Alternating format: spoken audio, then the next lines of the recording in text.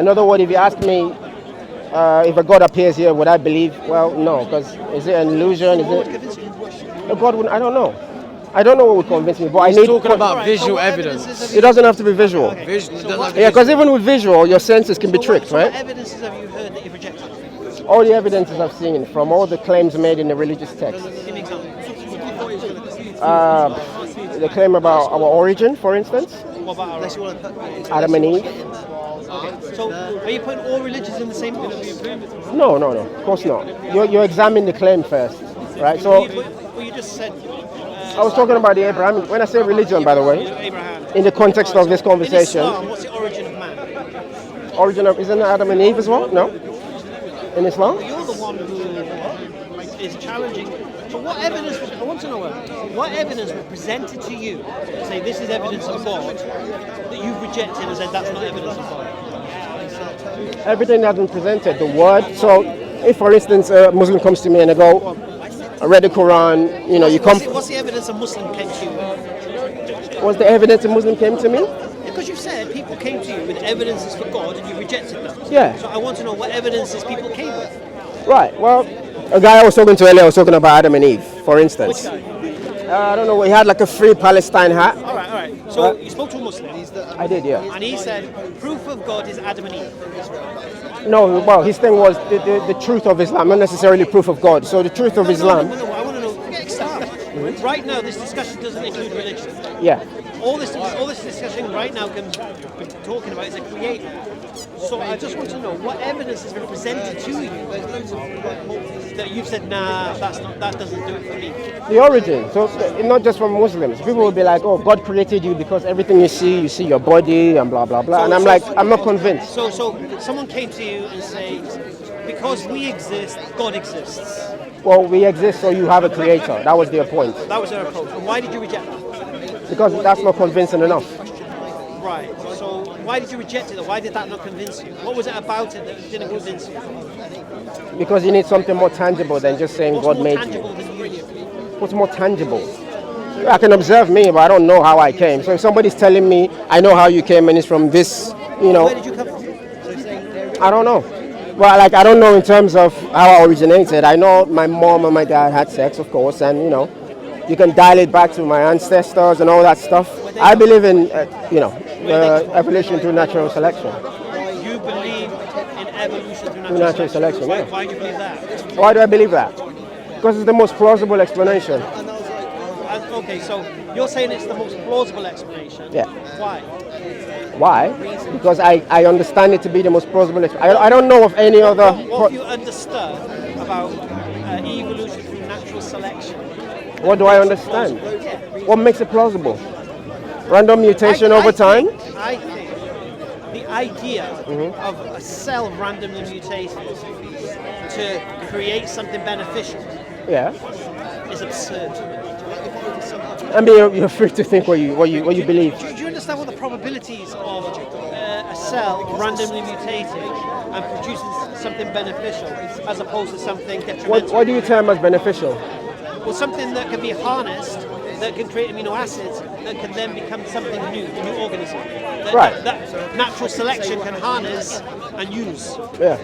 Because you don't believe in you don't believe in intelligent design. Yeah. You believe in randomness, isn't it? I wouldn't say randomness in that it's just random. There is a process to it, but it's not guided. Okay. So what's the opposite of random? Ordered. Ordered. Yeah. And can something be ordered without an orderer? So can something be ordered without an orderer? An orderer. Someone to order it. Without somebody to order it. You can observe order without an orderer. Yeah. Give me an example of something you've seen ordered that wasn't ordered. I mean, you throw a rock in a stream. See Well, you've ordered it. Say again? Well, you're the one who's done that. Yeah. Well, my point is, if you have, like, there are things you observe that don't have any guiding hand, any active agent. Right? Evolution, for instance, right? Okay. The DNA in the cell.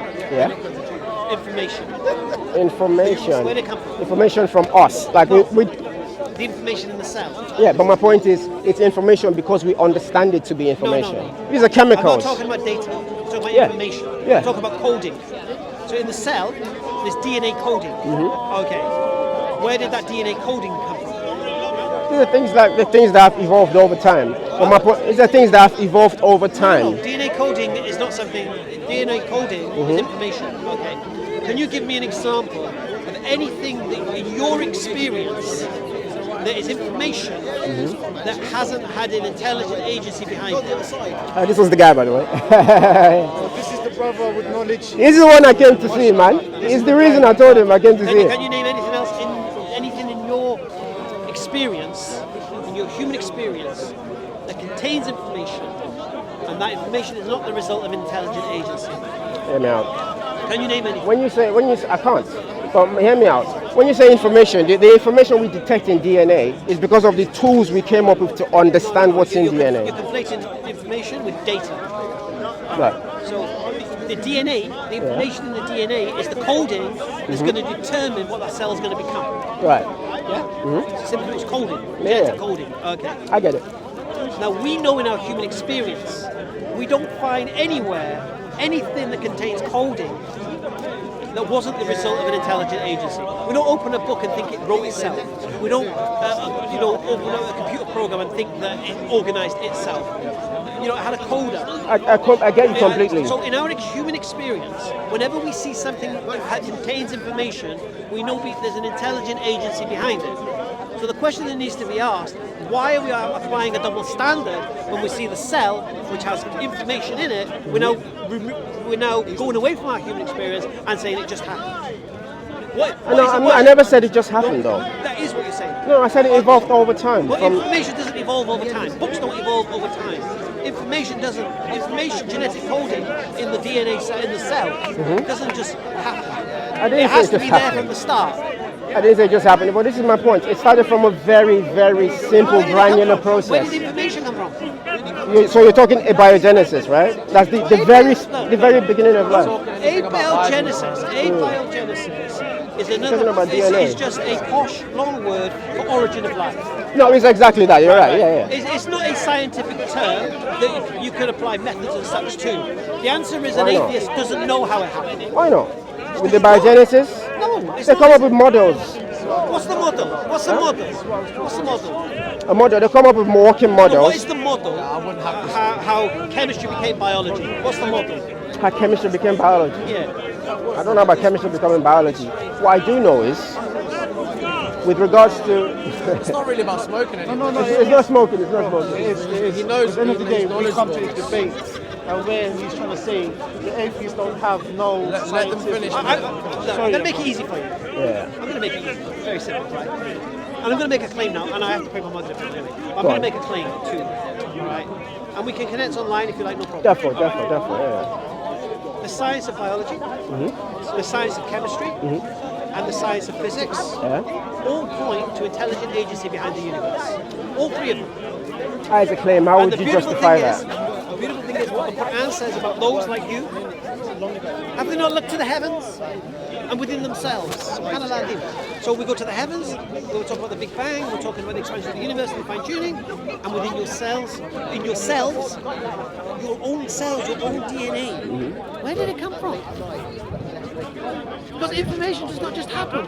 I get that. I've explained to you. It didn't fall from the sky. I'm saying they evolved from... Information is like the same thing. It's just like DNA.